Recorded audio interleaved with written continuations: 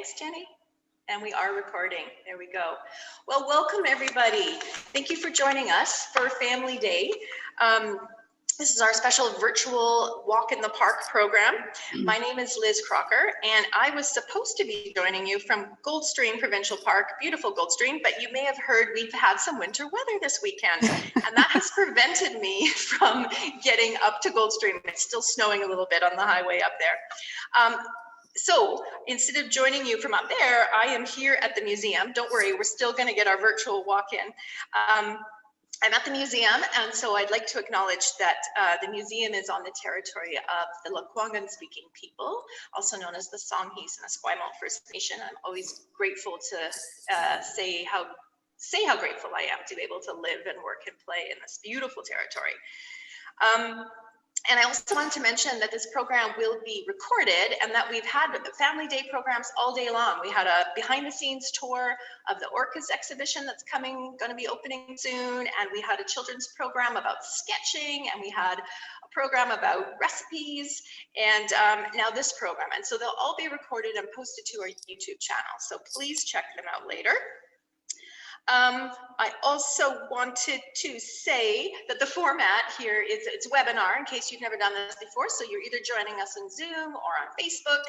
So we can't see and hear you, but we love to get comments and questions. And we are going to hopefully have time to answer some questions as we go along on the program. So you may have noticed there's some other people in the room, and what I'm going to do is I'm actually going to share my screen and show you where they're coming from, and then you'll be able to have a visual of them. Go. Okay. Oop, there we go. All right, so you should be seeing this beautiful map of British Columbia, and I am of course way down here in Victoria in the capital. And my guests today are up around Prince George, and actually my first guest, Natasha Ewing, is just east of Prince George in the park that we're going to be visiting today. So Natasha is a BC Parks Community Liaison Officer, and she is in the ancient forest Chun T'oh Whudujut Provincial Park. That's where we're going to be and learning lots about that park today. And I'm also really happy to welcome Lheidli T'enneh Elder Darlene McIntosh is in the room with us today, and also Karen Sharp, who is project manager of the Ancient Forest Enhancement Project at Lheidli T'enneh Nation. Okay, so you've had a good visual of the map. I'm going to get rid of that so we can go to Natasha's feed. And yeah, okay, Natasha, let's turn it over to you for a little bit. Wonderful. Thank you so much, Liz, and welcome everybody. My name is Natasha Ewing. I'm BC Parks Northern Community Liaison Officer, and I am standing in the middle of the most beautiful ancient forest, Chun T'oh Whudujut, an inland rainforest that we're going to tell you all about. You can tell that there's a lot of snow behind me and in front of me, but it is a balmy -4 or 5 right now. And I am so thrilled to be here and explore this amazing ecosystem with you. And it is my great pleasure to introduce Lheidli T'enneh Elder Darlene McIntosh to welcome us to this very special area. Hadi, it's absolutely my pleasure to be able to come and be a part of this Family Day presentation of our beautiful park, Chun T'oh Whudujut, otherwise known as the Ancient Forest.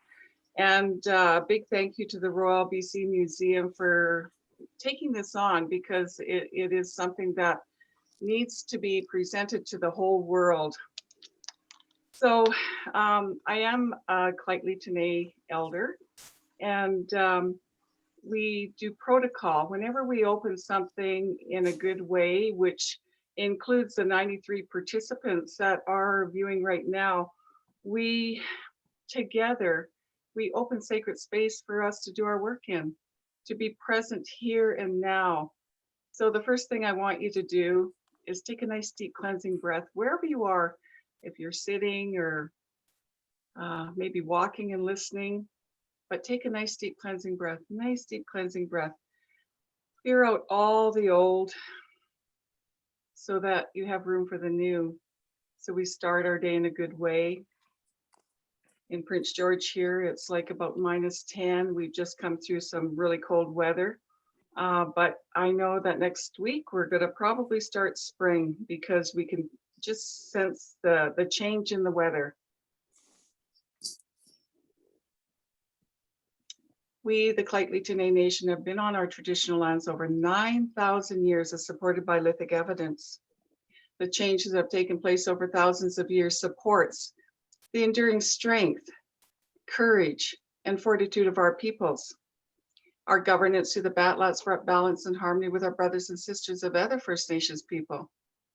Lheidli T'enneh's clans are Frog, Lasilu, Grouse, Utsu, Beaver, Sa, and Bear Sus. Through this system, we know who our family connections are. Through our oral history, the use of legends told of our travels, our hunting and fishing territories, our trading practices with all peoples. May we remember and hold steadfast in what Creator's blessed us with, and that is our traditional territories. Our ancestors have always welcomed people to our territories on behalf of Lheidli T'enneh's elders, our youth, community members, and chief and council. It is absolutely our honor to welcome each and every one of you to our traditional territories. And in saying that, we always, through our protocol, our First Nations protocol, we open with a prayer. So if we can bow our heads, maybe close your eyes so you can listen to what is being said. We ask Creator to be with us today. Thank you for this beautiful day on Mother Earth.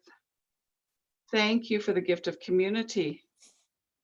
Thank you for bringing all those present, celebrating the Chun T'oh Whudujut, otherwise known as the Ancient Forest. As we come together to create a world-class park and cultural exchange experience in our territory, the Ancient Forest, with its old growth, known as the only inland temperate rainforest in the world, producing some of the largest old growth cedars in the province. The Lheidli T'enneh Nation has worked hard with a community of soul supporters in making this sacred area. There are some cedars that could be up to 2,000 years old. Just think of the story they could tell being on this land for 2,000 years. Creator, we thank you for that. Thank you for those who have come together for the benefit of all. Thank you, the grandfathers and grandmothers, for supporting and guiding us with this knowledge from our ancestors. Like a ripple in the water of life, may the teachings of who we are expand with every breath. As the sun is high in the sky, warming us in the coolness of the northern energy, touching our spirits, asking us to come into the wisdom of our hearts. Let us bring forth a unity of sharing as we share the ancient forest with the rest of the world. Mother Earth, as we stand on you softly, connecting with your heartbeat, thank you for supporting us, allowing your essence to vibrate through us, interconnecting with all that lives in and on your body, leaving no footprints as we walk through Chun T'oh Whudujut Park. Creator, thank you for being with us today. Thank you for leading us gently back on our journey to you. Let us be guided by your light. Snachalia, all my relations, Masi, thank you.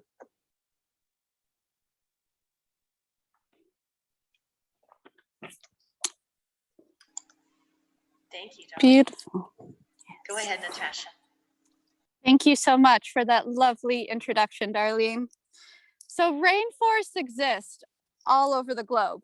Tropical rainforests are often much more jungly, hosting a wide variety of species, while temperate rainforests, like those on the BC's coast, are made up of carnivorous and broadleaf trees, lots of moss, ferns, and shrubs in the understory.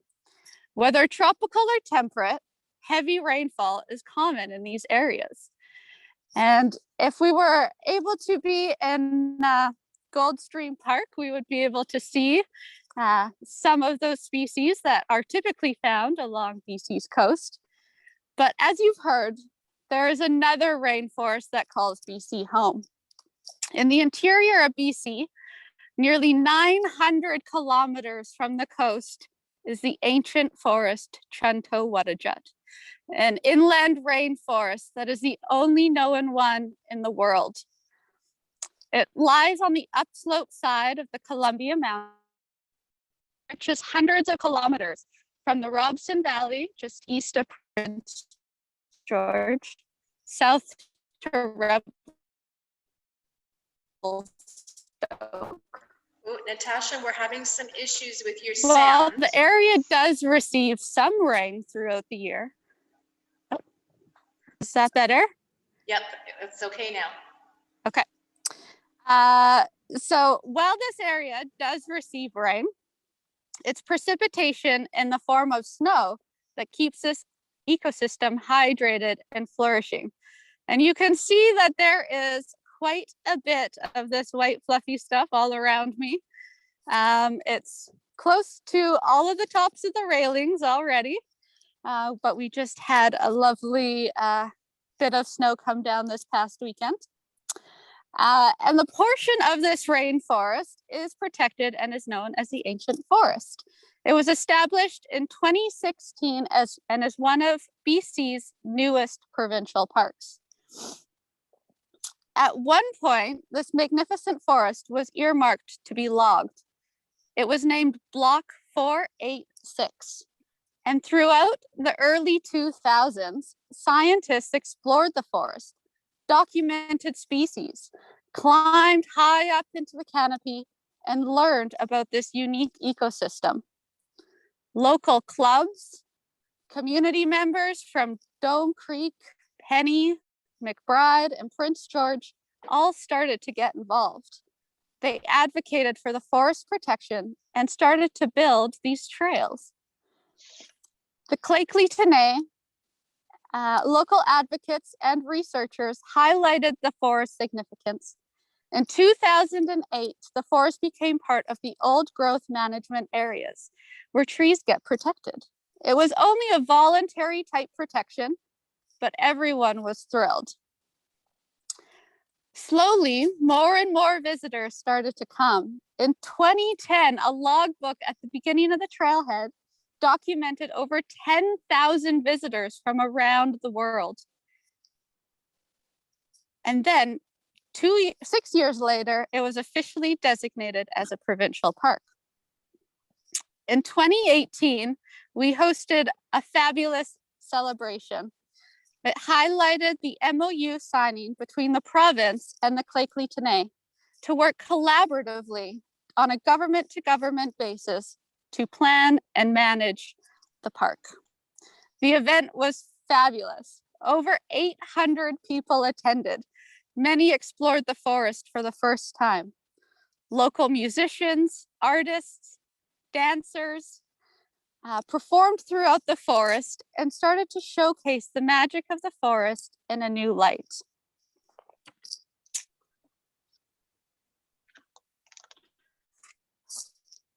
And there's many different species that we can find in the ancient forest, some of which are currently under snow right now. But we're going to find a few that we can point out to you. So we're surrounded by these amazing, it's a little bit slippery. We're surrounded by these amazing Western red cedars. And as Darlene mentioned, some of them are upwards of 1,000, maybe 2,000 years old. And it's appropriately named the ancient forest because of the age of these stands. Standing over 60 meters high, some 5 meters wide. It's like walking among giants when you're on this trail. Some of the trees will form circles in groups of 3 to 5 trees. And it's not 100% known why this happens, but some speculate that the trees may be sending out circle shoots to find more light. And if that parent tree was ever to pass, those new shoots could bring new life to the forest. And Darlene, I was wondering if you could share with us some of the traditional uses of Western red cedar. Yes, I can. It's interesting because you would equate the cedar with the coast. In, you know, they weave the hats. They do so much, weave baskets, and it is more for the coastal than it is here. But we would significantly use it as medicine, and the cedar is a powerful antimicrobial, whatever. And it reflects where it lives, cool, wet forest where fungi and mold thrive. When you scratch a cedar leaves or cut the wood, strong essential oils are released. These oils are cedar's medicine to repel insects, mold, fungi, bacteria, and viruses. So we know why the trees get to be 1,000 years old, because they've got a protective medicine that they can use all the time. Also, when the cedars grow, they protect the floor of the area. So it's estimated that we've got so many plant species. They had estimated originally 400. And then, as it turned out, they found over 2,400 species that are protected by the cedars. And so these are a few reasons that we equate how important the cedars are in the ancient forest. Wonderful. Thank you, darling. So another species that we find here, which is quite rare, there are some Western hemlock in the forest. And again, these trees are normally found on the coast, and this is one of the few stands that are in the interior. The understory of the rainforest now is composed of many different species. We have ferns, mosses, skunk cabbage, and devil's club. And we have a slide of some of the ferns and skunk cabbage. And some of you on the coast may be familiar with these species. And we do find them here as well. But of course, when we're in the winter, they get completely covered by snow in the ancient forest. I'm showing those now, Natasha. I don't know if you can see them. There's skunk cabbage, and there's a, I don't want to risk my my fern knowledge. I don't know what kind of fern that is. Fabulous, thank you. And for anybody who has been around skunk cabbage when it's blooming, you know that it has a very distinct smell, hence its name, skunk cabbage. We have tons and tons of devil's club in the ancient forest. And I will try and find one of the devil club roots. It is full of these prickly thorns all the way up the stalk, and then it blossoms into these amazing green leaves. And this photo was taken this past summer. And many of these devil club stalks are well above my head. They reach 6-7 feet high sometimes in the ancient forest. And Darlene, I believe there's some really interesting traditional uses of devil's club as well. Well, number one, I use devil's club. If I've got really sore hands, I get my devil's club cream and I put them over my hands, and I'll tell you, it probably takes about 80% of the pain away. It's not a cure-all, but it's an anti-inflammatory, and it sure helps with arthritis, cancer, wounds, fever, stomach trouble. That's just a few of the uses.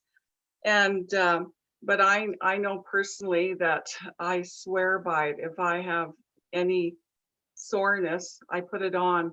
And like I say, it doesn't eliminate what the problem is, but it does eliminate up to 80% of the pain that you can then function in your daily life. So it's a wonderful medicine. We really use it in the interior here.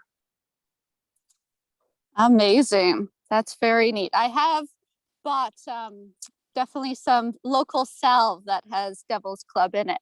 And I can definitely echo that. It's amazing for skin and aches and pains. One of the coolest species or group of species that is found in the ancient forest is lichen. And lichen is a very interesting organism that is made up of both algae and fungi. So the algae is able to photosynthesize using that sun's energy to create food for the fungus. Lichens come in all shapes, sizes, and colors, and there are over 200 species of lichens in the ancient forest. Lichens also love clean air, and they are a great ecosystem indicator for good air quality.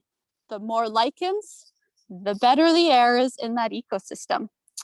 And there's 3 really common species that are found here in the ancient forest. So I see that you can see that slide, and I can show you some live examples after the slide is done. But gold dust paints these trees almost in this yellowish blanket of lichen. And many people seem to think that it is a dust, but it truly is alive. And they are only found in tree stands that are over 250 years old. And gold dust can be a great proxy for the age of the tree. So gold dust will start to grow on the tree as it's young. And if you can see it all the way up near the top, it gives an indication of how old that tree may be. There's also old man's beard, and we have this down on the coast as well. You can see some hanging in these branches right here. It's that light green kind of wispy lichen. And this is a great food source for caribou. And the caribou love to come up and eat this nutrient-rich lichen right off the trees. And then another lichen that is found in this forest, it usually grows on the bark of trees within the old growth forests. It's green, leathery, and lobed. But when it's dry, it becomes brown and papery. And this is lungwort. And I have an example right here. I found some on my walk up. So you can see how textured this is. And it does feel leathery. There's a little bit of kind of some bumps on it. This is definitely a species that has come off the tree, of course, so it's not as green as it normally would be if it was still attached. And then this is the very old man's beard. No uses for lichen.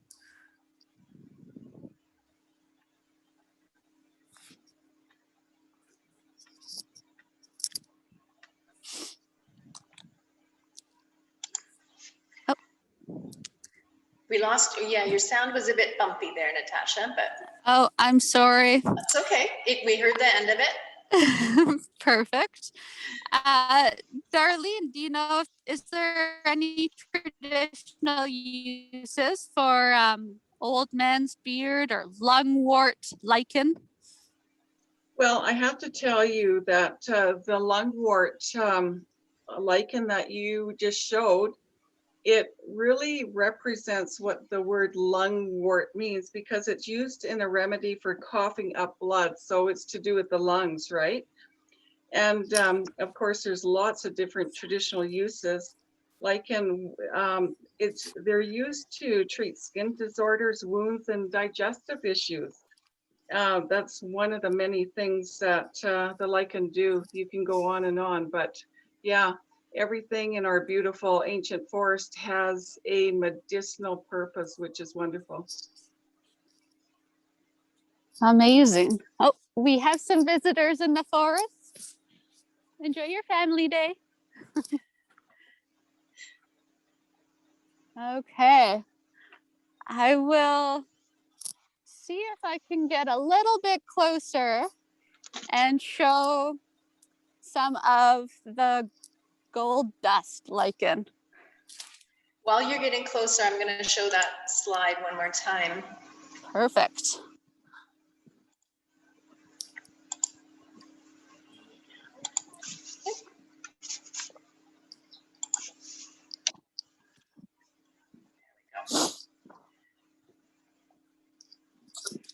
Okay. I'll just let it focus a little bit. Yep, and I'll stop sharing the slide. It is amazingly golden color. It is. It's so amazing. And sometimes when you're driving along the highway, all of a sudden, just before you reach the ancient forest, there's one tree in particular that is so bright and covered in this gold dust lichen. You can see it from the highway.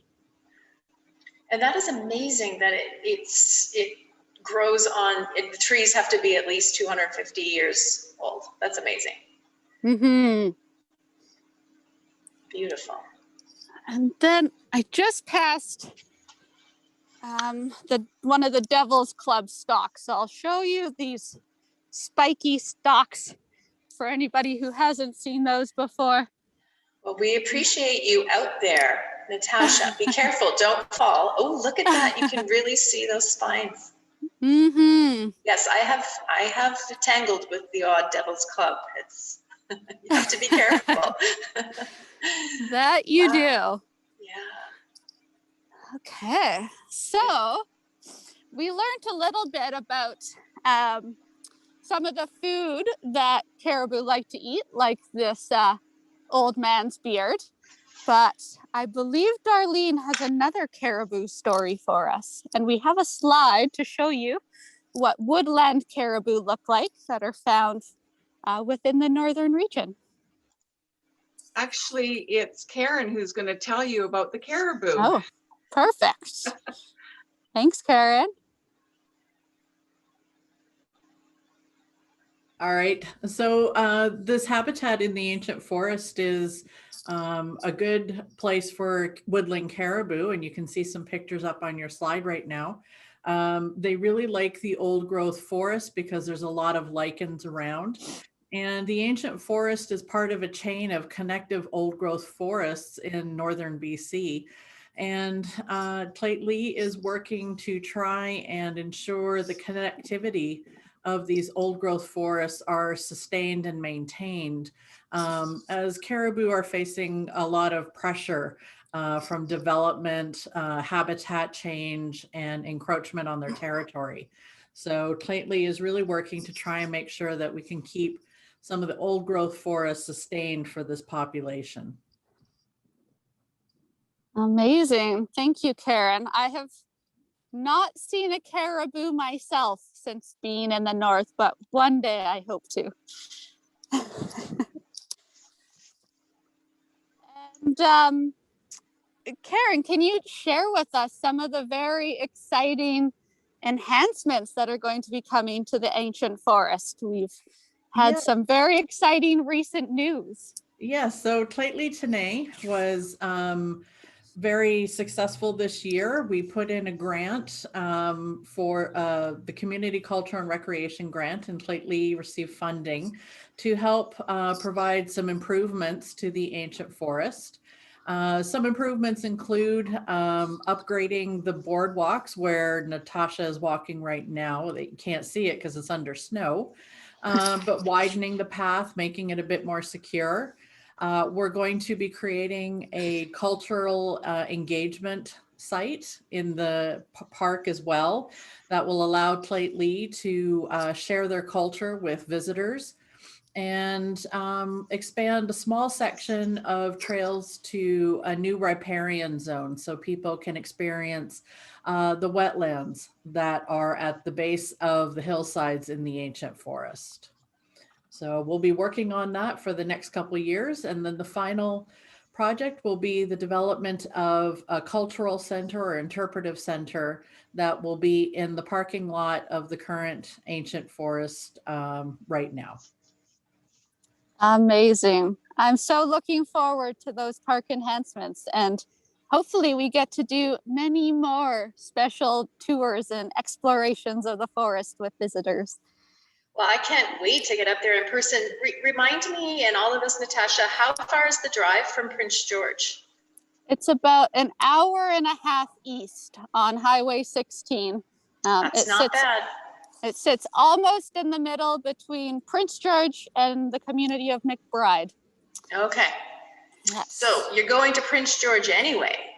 Why not just go east an hour? Now, this is extraordinary.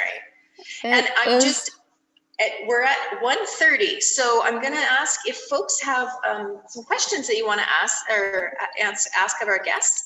You could go ahead and type those in the chat and Facebook. And maybe while people are thinking about, and if they have any questions, Natasha, you were going to talk about just some safety and etiquette in this beautiful, rare place. Yes. So nature is wonderful, of course. And while we need to stay close to home these days, BC Parks certainly invites you to come out and explore one of your local parks. But whether you're visiting a coastal park somewhere up in the north or a beautiful park in between, there's some few essentials you should be packing. So weather can be unpredictable, especially with shorter days in the winter. Be sure to bring layers of clothing for changing conditions, extra food and water, and a headlamp just in case. And it's always great to let friends and family know where you may be going, and telling them when you expect to return. So leaving that trip plan with friends and family can certainly be a much safer thing, especially if you happen to get into an emergency.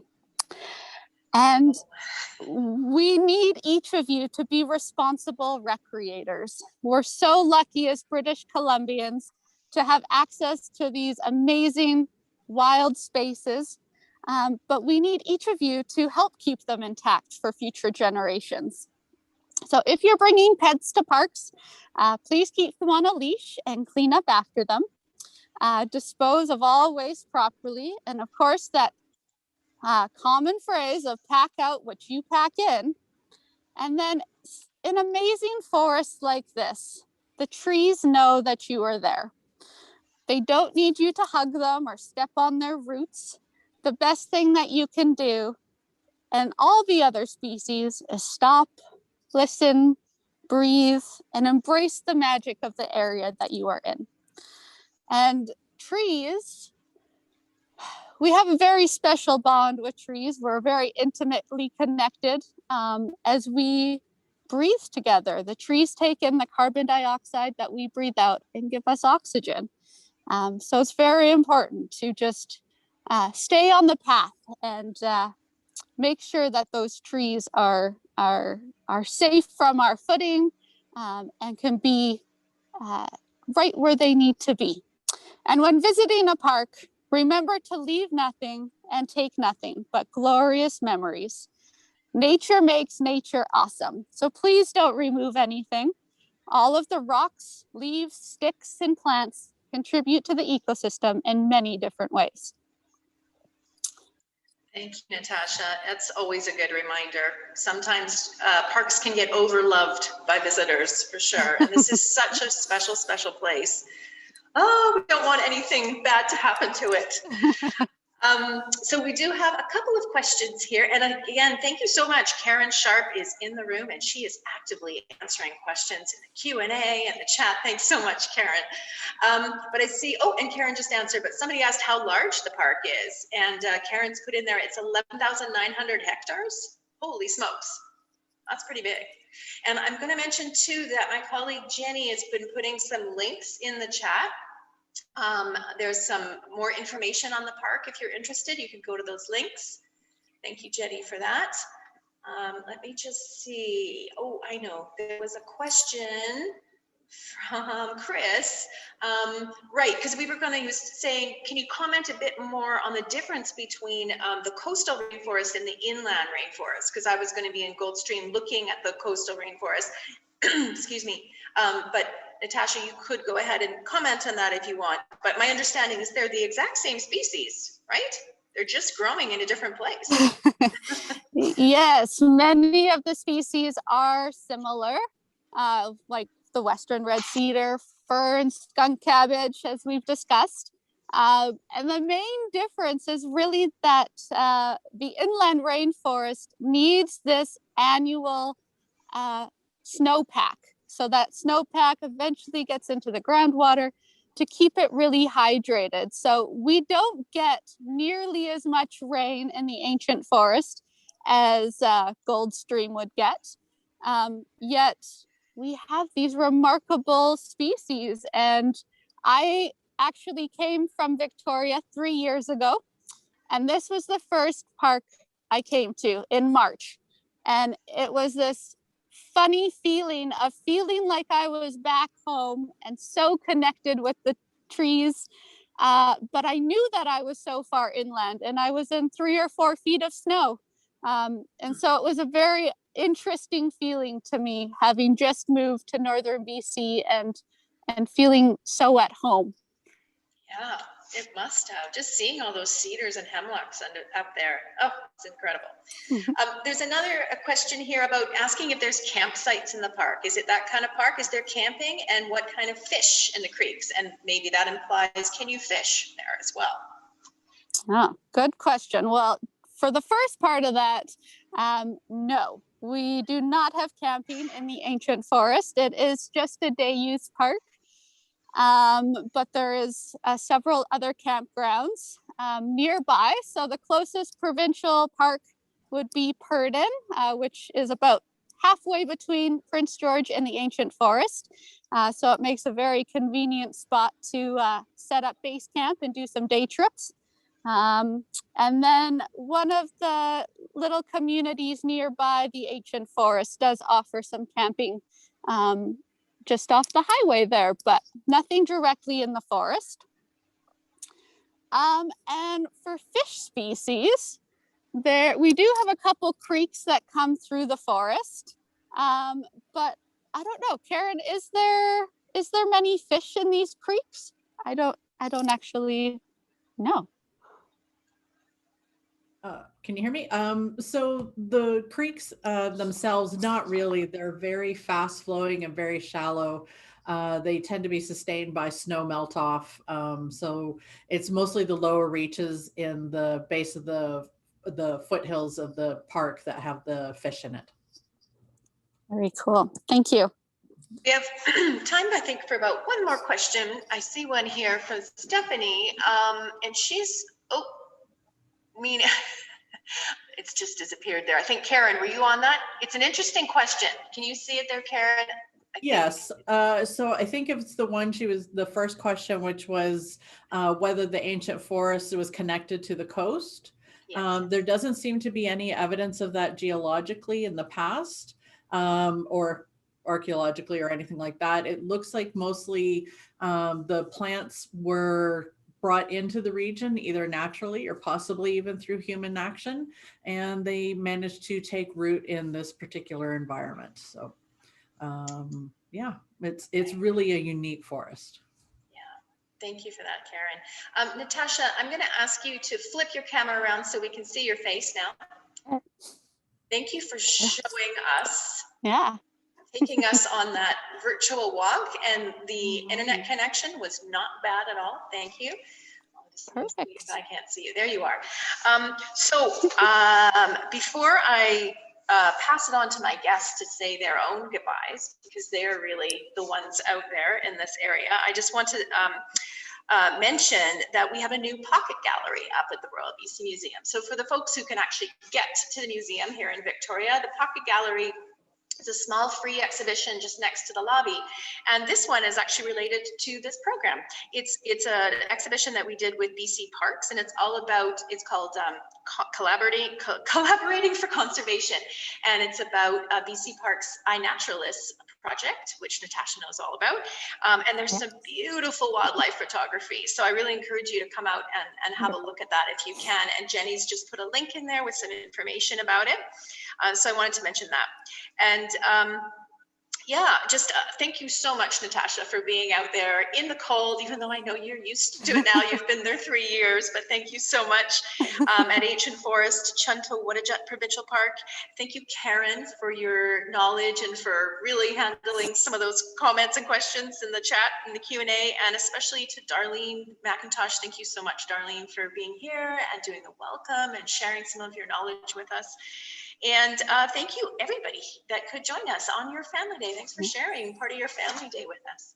So on that note, I'm going to turn it over to Natasha up in the park. Yes. Over to you. Thank you so much, everyone. It's been a pleasure to tour you through the ancient forest, Chun T'oh Whudujut. I hope that at some point soon you'll be able to come up to northern BC and come explore for yourself and feel the absolute magic of this area. And Darlene, thank you so much for your guidance. And we would love to hear a closing as we leave this virtual field trip and get back to our special family day. Thank you. You did a fantastic job, Natasha. Thank you. And also Karen. Karen, she knows the ancient forest inside out. So we're really happy to have her here. And Liz, of course, thank you from the museum. So I have something to share. Around 2010, my son Blake said he had a surprise for the family. We have a lot cabin at Purdon Lake. So we jumped in our cars on a Sunday and we drove about a half an hour or so, and we ended up at the ancient forest. Well, that's like over 10 years ago. And when we went, there was nobody in it. There were no boardwalks. We just followed a trail in it. The only boardwalk was around the big tree. And so you can see how much has happened in the last 10 years to protect this beautiful area.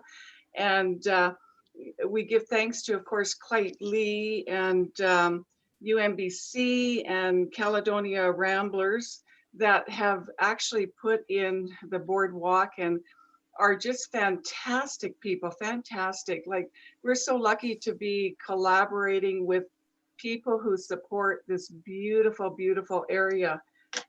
And so in saying that, we always do a closing. So again, if we can just bow our heads and be in the moment here and now. So we thank the Creator, the grandfathers and the grandmothers, for coming and being with us today as this beautiful winter day comes to a close. Thank you for all that has taken place. Thank you all for the participation as we come together to witness the beauty and the sacredness of Chun T'oh Whudujut. Thank you for all the knowledge and wisdom shared. As the winds bring a change of weather, they also bring a change in acknowledging the diversity in the changing climate. It is up to us to protect the beauty of our environment. We thank the Royal BC Museum for participating and showing the beauty of this hidden gem to the world, the only inland temperate rainforest in the world. We thank Creator for guiding us on the good red road of instituting plans of protecting the ancient forest. As the sun is high in the sky, warming us in the coolness of the northern energy, it touches our spirit, asking us to come into the wisdom of our hearts. We thank Mother Earth for allowing us to walk softly on her, leaving no footprints. May all those present go home with what you have received today will benefit all. May you journey in healing, light, and unconditional love. May your choices be freeing, and with each step growing in spirit. Know that Creator walks with you, feeling and experiencing life through you. May you walk the gentle road of wisdom. Creator, hear our prayer. We ask that you keep our people safe tonight, and may tomorrow be a good day until we meet again. Creator, hear our prayer. Snachalia, all my relations must see. Thank you. Thank you so much, Darlene. Bye-bye, everyone. Thank you.